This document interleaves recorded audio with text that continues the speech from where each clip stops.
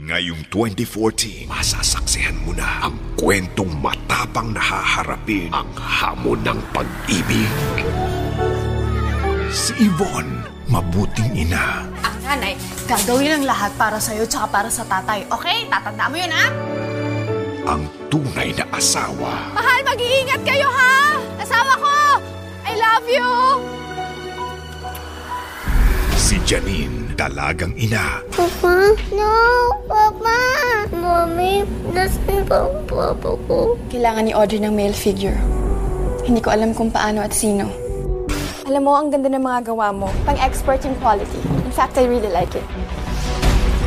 Kung ako na kaya magpasweldo sa'yo ng 30,000 buwan-buwan, huwag ka lang umalis. Sisweldohan mo ako ng 30,000 para sa pagiging karpintero? Hindi. Sisweldohan kita bilang ama ng anak ko. Morning, Papa! Morning, anak!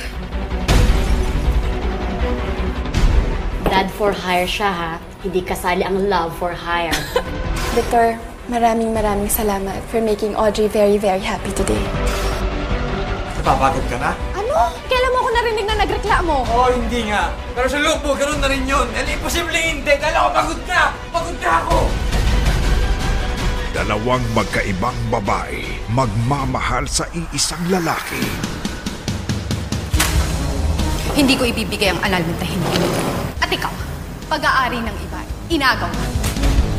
Ibang ba siyang kasalanan? Sinira niyo ng babaeng yan ang buong pagkatao ko. Kung namatay ang pagkatao mo dito, ako karangalan. Pare-pareho lang tayo nagmamahal dito.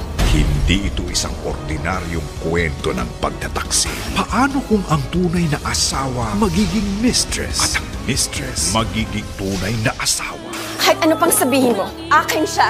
Dahil akong huling minahal niya. Sa mata ng tao at sa mata ng Diyos, ako pa rin ang nauna. Isaksak mo yun sa baga mo. Makikilala mo na ang bagong